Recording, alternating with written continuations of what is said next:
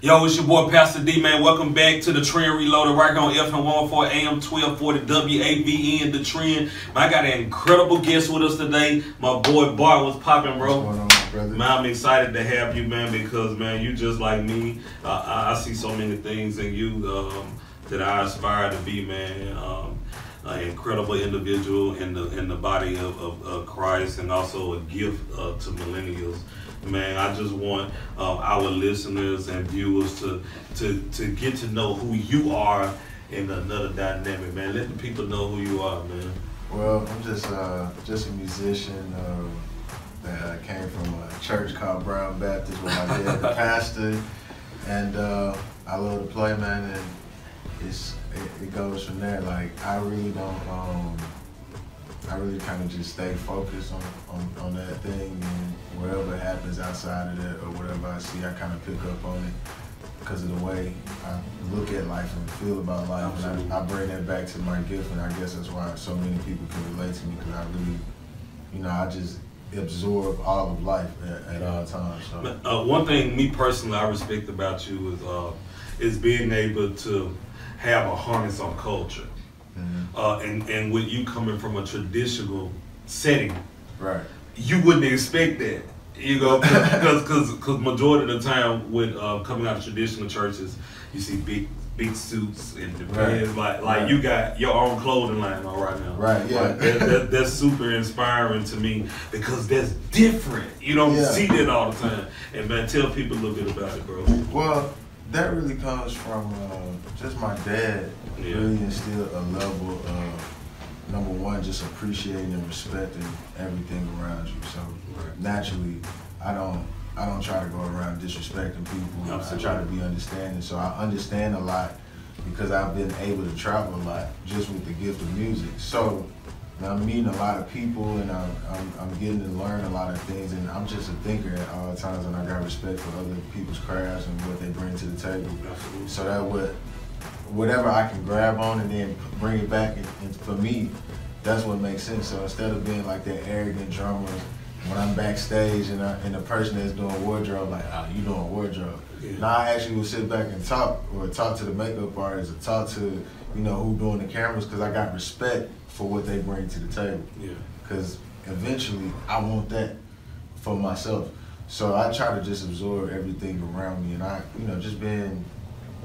just trying to be as smart as I can. Absolutely. One thing I personally teach my church, and I teach my leaders this. I don't want, even though I'm the pastor, when you come inside my building, I don't want everybody to know I'm the pastor, because everybody should be operating the facet of it. Elite integrity, right? You know what I mean? Where they, even if the janitor need to look like the pastor, if that makes sense. I want everybody to be respected and to be serving.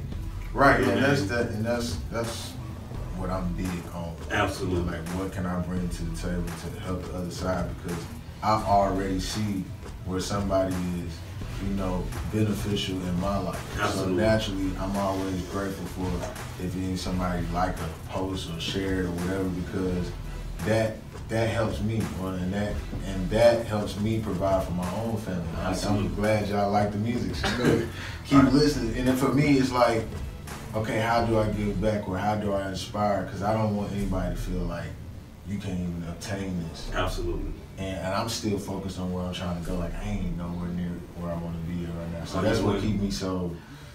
I'm still. You're humble, but you winning. No. But here's a reality. Tell me, with this generation, and with traditional churches, and now everybody is forced to be innovative because of the pandemic. Mm-hmm. What is your approach to reach millennials right now, even in the midst of the pandemic? Like, to be honest with you, it's been times where I've approached something in life happens, and I literally, like, it's like the whole world finna shut down. Absolutely. And sometimes, you hear the scriptures and stuff, and for me, I grew up in that, so I know that. So when I gotta really depend on and lean on something, that's where that peace beyond all understanding comes into play, and it's just like, I don't get it, but I know the God that I serve. And on top of the God that I serve, since I, serve the one and only true God, I'm finna chill and enjoy myself. Yeah. And so, basically, when I'm playing my music, it's not like you saw what I did before or after, but really, I'm always chilling. Yeah. And I'm always like keeping my mind clear because I'm not finna shut down, mentally and miss the moment and miss whatever God trying to show me anyway to get me to the next level. Absolutely. So basically, I believe in enjoying life and giving myself what I want, because if you be an upright man and you serving God, you doing everything that you're supposed to do, the desires in your heart is gonna be matched. Absolutely. And that's one thing that works for me. People think I have this incredible strategic tactic when really it just isn't. And, it's an instinct. It's charisma, and God has just been gracious to me. Where millennials or just not just that, just the influence itself. Some stuff we simply can't help. It's in me, and I watch other people work so hard, and I just wake up. You know what? God allows you to see yourself. Absolutely. And to see you in a light where people may not see that yet. Yeah. It's like you have to manifest and you have to believe something before anybody else does. And if you're not strong enough to like really focus on where you see yourself, you can get off focus just listening to the chatter around you. Like I appreciate every nice thing or negative thing somebody says about me, but at the end of the day, I don't live off of that. Absolutely. They can't break you. You can't break me. Yeah. And I'm too locked in, I'm too focused, and I'm too, like my son watching me, my daughter watching me, I'm representing, I come from a lot and all that. So the way I move is like very, very, very strategic. Absolutely. Let me ask you this. With being in fashion and in ministry, like that's something, with you being Baptist, let's just call it the elephant in the room. With you coming out of a Baptist traditional church that so happened to be successful, one of the biggest churches in our southern region, how do you balance having a harness on culture, fashion, being what I call painfully relevant? Because 60% of the time, churches don't understand relevancy.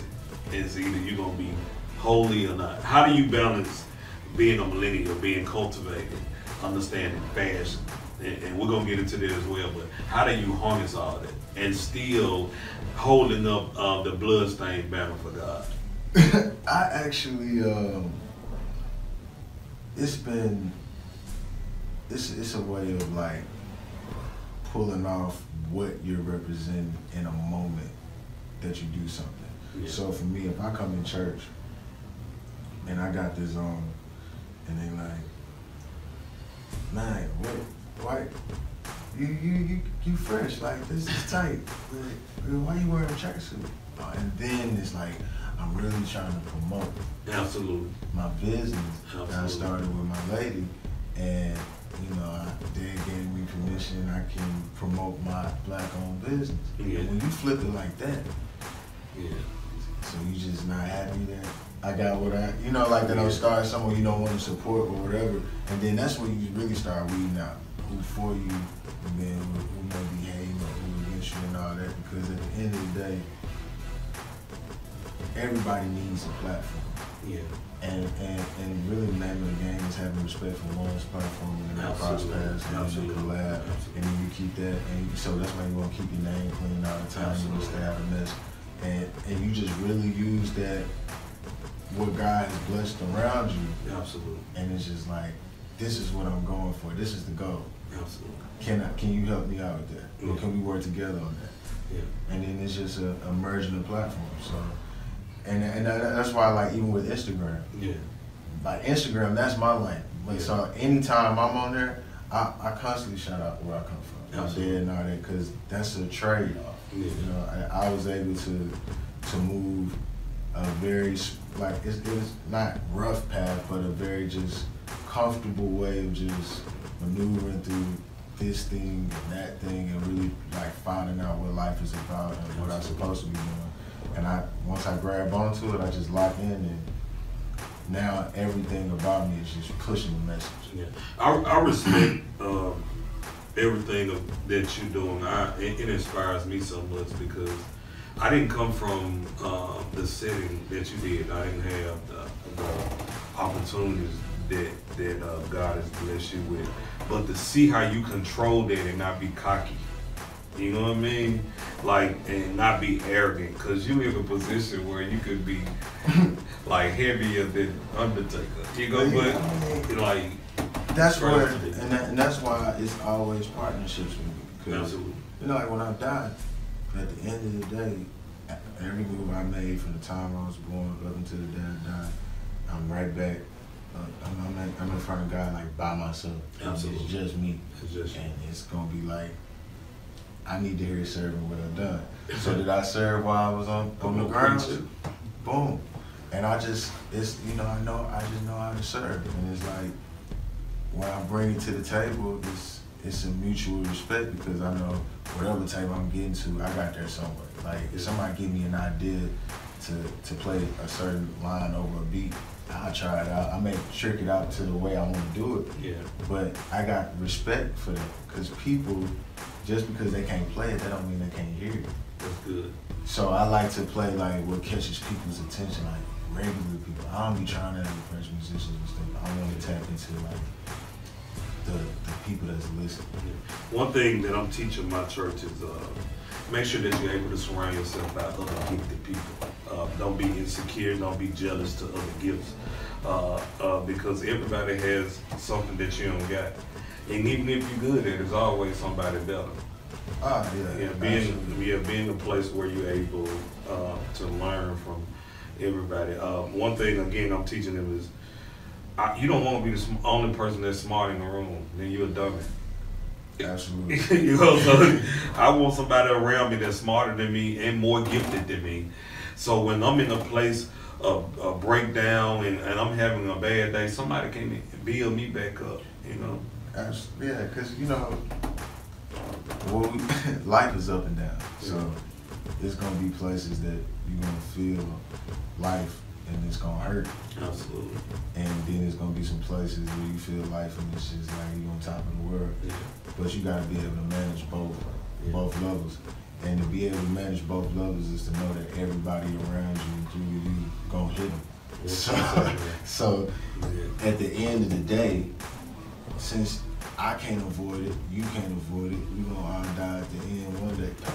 Why not just keep life enjoyable? Let's like try our best to just keep the good vibes going and just be, smooth. And that's why a gifted person knows how to maneuver in life, because gifted people see gifted things. Because you notice God, like when you got a God-given talent, you're like, I was born with this. I don't even really feel like I work hard for it. So that's why you got to try to push yourself. And all sometimes I feel unappreciative. Like, God has given us so many, privileged us and allotted us with so many things that He's allowed like me and so as yourself to do. And I feel like, man, why you give it to me? I don't deserve this. The opportunities, the anointing. Because to me, anointing makes me comfortable.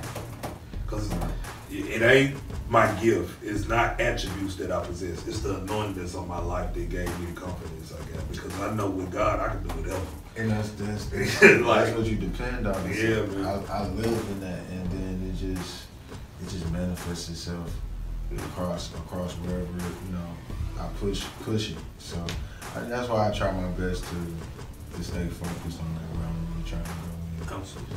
I don't really because you can choose to feel certain ways. Absolutely. About certain things in life, and the moment that you begin to be like, I ain't finna let this beat me up or nothing like that or whatever, you can just go. You can just fly with it. And it's just like, at the end of the day, I'm gonna stay on my level and keep pushing to the end goal.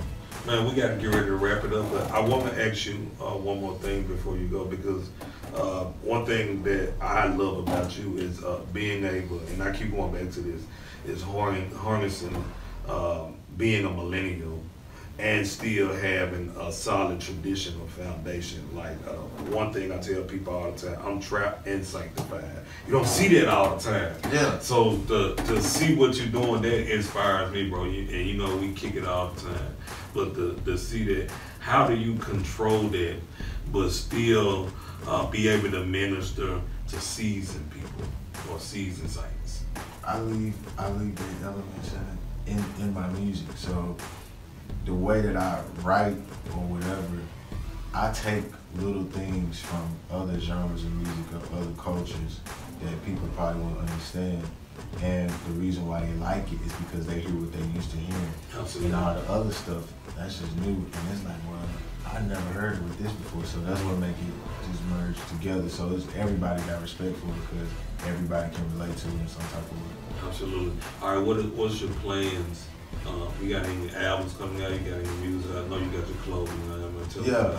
This is actually called the Boutique Online .com. So that's something I started with my fiance, and the music Barthology. If you go look that up on any platform you can find, that's my R&B side. Yeah. Bart Orr and Friends is my gospel side. So I'm actually doing both sides at the same time. Do it, doctor. Just trying to take it to the I heard your record called Bet. Yeah. I think that's the one. Yeah. I think that's the one. Yeah. A lot of people rock with that. Yeah, I think Bet is the one. I can't wait to see the visual for it. Yeah. And your approach. I'm excited to watch you because the balance. Yeah. You don't see that all the time. You know. That is gonna be that big. I think Bet is the one. Tell them where they can get it at. Any streaming platform, wherever. They just put Barthology. Barthology, Barthology. Oh, they were serious about this name, but yeah, I got you. Man, look, I'm excited, bro, for your future, man. I believe God is gonna do something incredible through you and with you, bro. Likewise. I'm just glad to be your friend, dog. Hey, man, yeah. Likewise. Don't leave the money out, bro. Give me some of the money, bro. Tell me that you never let me down, down, 'cause you're my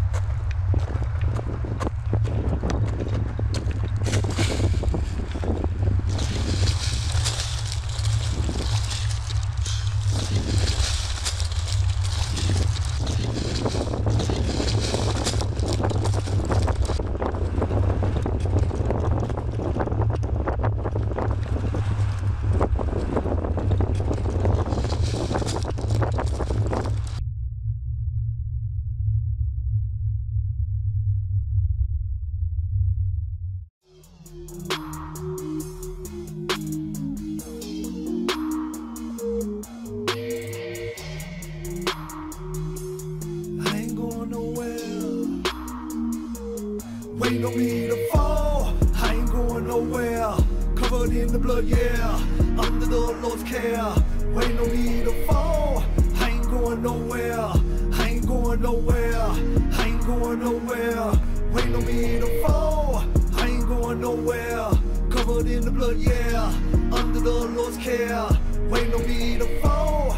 I ain't going nowhere. I ain't going nowhere. I ain't going nowhere. Waiting on me to fall. I'm in this race for the long haul. It's not a short trip. Ay, saved and I know I am. This thing is legit. But out there there's some haters. They won't congratulate. I'm out here serving God because He is my Savior. They thinking this is a small plane, but it's a blazing glory. Some of them will change their mind if they heard the whole story. The pistols in my face, how I call the case. But now I'm in the Savior's arm. I seek His face. They putting stumbling blocks in my way. They don't know no better. They letting the devil use them, but to me he's not this clever. We pray for each other, man. That's how it's supposed to be, y'all. But if not, I pray for myself, 'cause they waiting on me to fall. I ain't going nowhere. Covered in the blood, yeah. Under the Lord's care.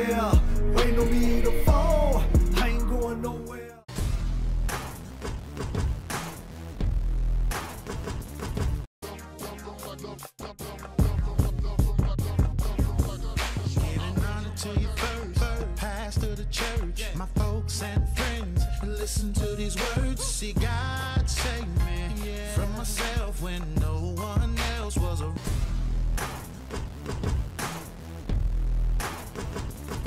Yo, it's your boy Pastor D, man. Man, the segment went so crazy. We thought it was over, man, but I just got so much to ask you, man. I want to pick your brain, bro. Like you're so intriguing to me, and I'm learning so much more about you, even though we kick it. That's crazy. I don't know if it's the camera or what, but man, I just I want you to let the people know what was it like for you growing up as a preacher kid, and not only as a preacher kid, but having somebody as a father that I look up to, like Pastor Orr. So I had 3 different things that I had to balance out of my life. Number one, just having the same name as him. And his name is like everywhere. Absolutely. So naturally, if you keep hearing about Thousand Orr and then people figure out that's my name too, that was just carrying. And so a lot of, like for a very long time, I don't even think people knew I had 3 little brothers. Because it was just their name, and then I was playing, beside them. So not only am I a kid, but I'm around him because I'm playing the drums. So I'm always around all of these people. So I'm going through the back office, to the back offices and all that stuff. So that role right there is just shut up and watch. Wow. You know what I'm saying? So naturally, I don't speak. It's just, I look and I pay attention because my dad just taught me, like, first of all, you don't speak if you don't know anything. And as a kid, it was a lot that I didn't know, so I was constantly listening. Look, good, man. Y'all make sure you stay locked. Keep it locked right here with your boy, Pastor D, right here on the Trend Reloaded, FM 104, AM 1240, WABN, the Trend, man. Y'all keep it locked.